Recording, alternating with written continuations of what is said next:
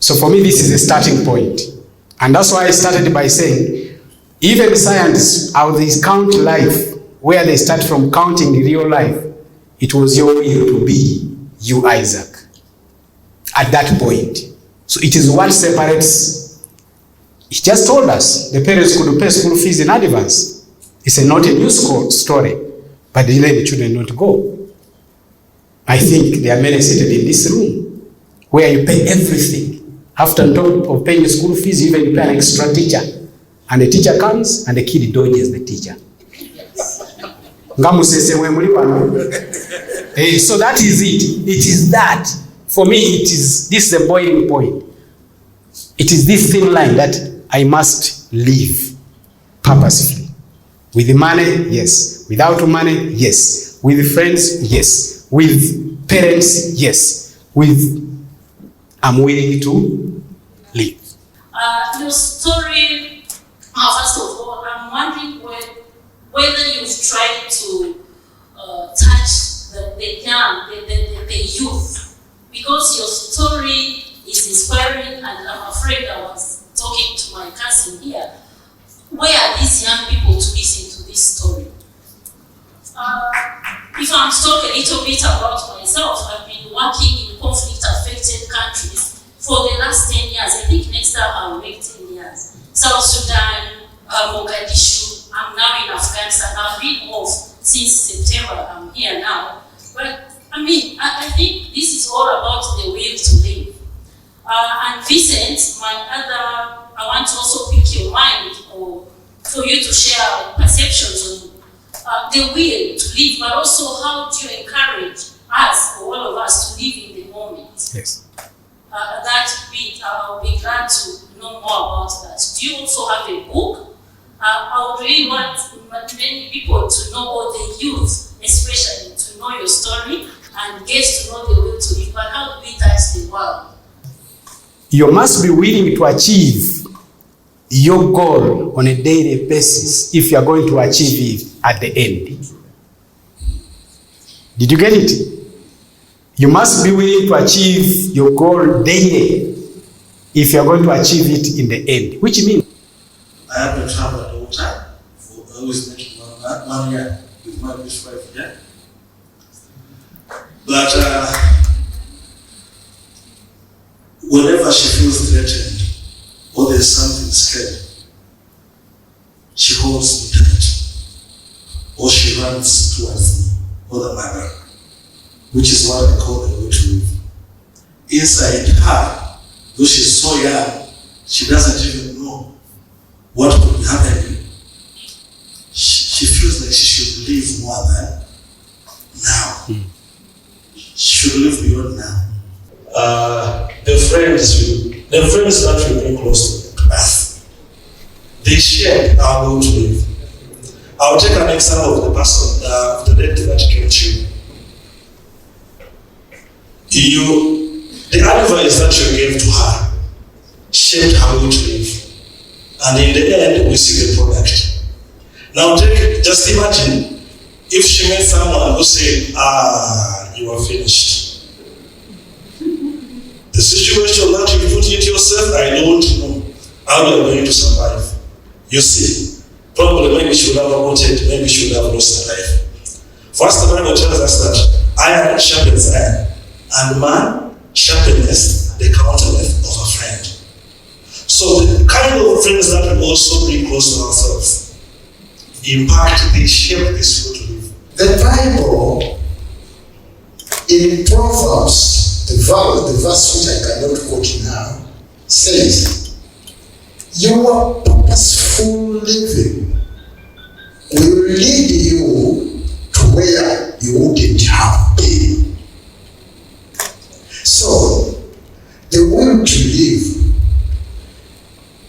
comes from that purposeful living, which will take us, which will lead you. Because when I look at my son Kayemba, my family was far better than Kayemba's family. But my family has never drove Kayemba in a car. But he has been driving year-round campaign.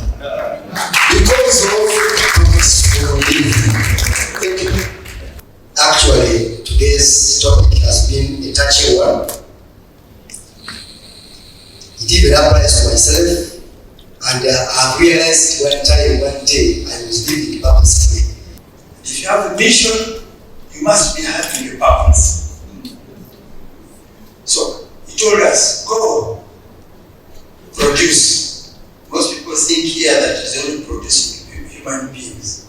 There are so many things, even in business, you have to produce. Okay? Produce, multiply. That means you have to multiply whatever you do. Then after multiplying, he adds on another word, replenish. Replenish simply means to distribute, if I'm not mistaken. He doesn't stop there. He adds on after distributing. So if I own Coca-Cola, for example, I have to distribute Coca-Cola. That's why you see Coca-Cola is all over the world. These guys know how to interpret these verses of the Bible. And they don't stop there, because God told them after distributing the replenishment, subdue. He does not even end there. He says, they dominate the world. So I don't think that anyone without a purposeful living can go through such steps in life.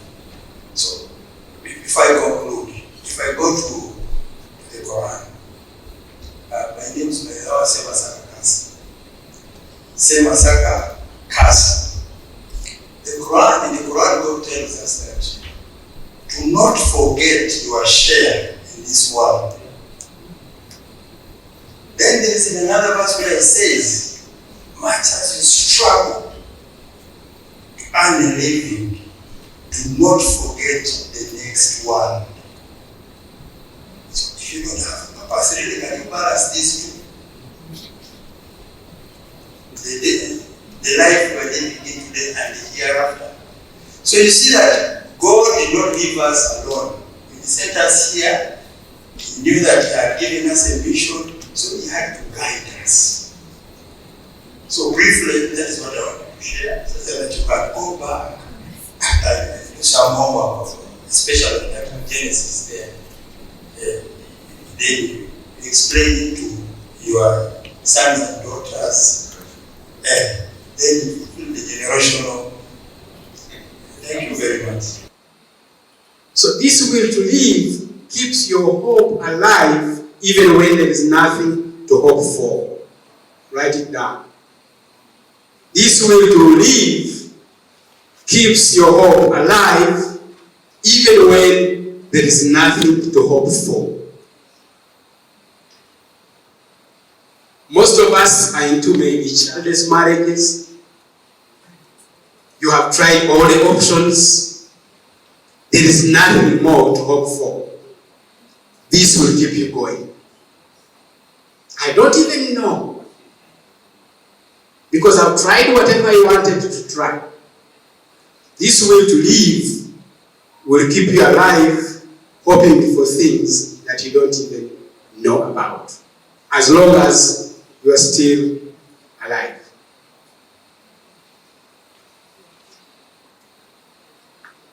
Okay? Now the call for action. I've mentioned a few things. On Fridays, we normally pick a restaurant and I go and I talk. So we normally announce on a certain WhatsApp group. Whoever invited you must be aware of that WhatsApp group in this room. Whoever invited you must be aware of that WhatsApp group. So we go there and say, this Friday we are going to be somewhere.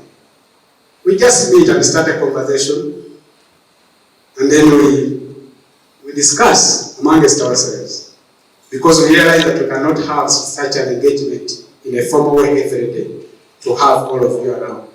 But if 4-3 people turn up, we start and discuss and talk. And I'm sure because I go out always with something, I'm sure another person also takes something home. That's another way we can keep this alive. You talked about writing books. Before I came to this world to live, I was writing a book on generational thoughts. Generational thoughts. So this is one of the generational thoughts. Something that came to my mind, and now it is generating this kind of debate amongst us. So the second book is actually this one. For me, I think I can see the yearning. I think we can write a book over this. So, God willing, this information will find its way to many different people that I don't know. Okay? Then I've announced the discussion between me and the teachers. If that time comes, and you have a daughter, you have a son, you want to be in attendance, ask me questions, how I was dealing with these people, maybe we can help one or two people. I don't know. These gentlemen, when they helped me, I didn't know. I don't think they would have envisaged at one time they would be seated in this kind of. So I don't know. Neither do you. At any opportunity time, just do something and leave it there. Slowly by slowly, but I think the time is now. It is time, especially amongst us here, because we seem to be having everything, yet we are not having. It's something that is not right. We have churches everywhere, but we seem to not to be happy. You win today, a few minutes later, you're crying again. But you won. You got the deal you wanted. Why are you not happy again? I think there is a question there that we need to answer. Why is it that somebody seemingly below you is happier than you? You drive your car, but as you pass somebody walking, you start admiring them. Why don't you leave the car and walk? I'll give you one spot. I want to see if anybody has ever seen this. There is a spot around the Mukwano roundabout. That Mukwano roundabout, there is a spot on the side which was taken over by people vending things in the evening. Now, in the middle of that confusion, I always see lovers holding hands, seated under that billboard. And my mind goes thinking, what is this that these people are celebrating? In this kind of noise, in this kind of a place, with the kind of state I see them in. But you find them lost into themselves, the conversation, and they're holding hands. And I'm like, wow, I wish I can also be there. But it's where they are, which means there is something that I need to touch. If I'm able to drive past them, but I still admire what they are doing. They're seated under the tree and they're discussing and they're so lost into themselves. They don't mind what is happening around us. But for me, the moment I step out, the next car that I see passing, I'm like, I want that one. You think I'm going to be happy the entire day? My mind has shifted from the current to. So I think the time is now. Somewhere along the way, we have faced so many problems that actually we even forget ourselves.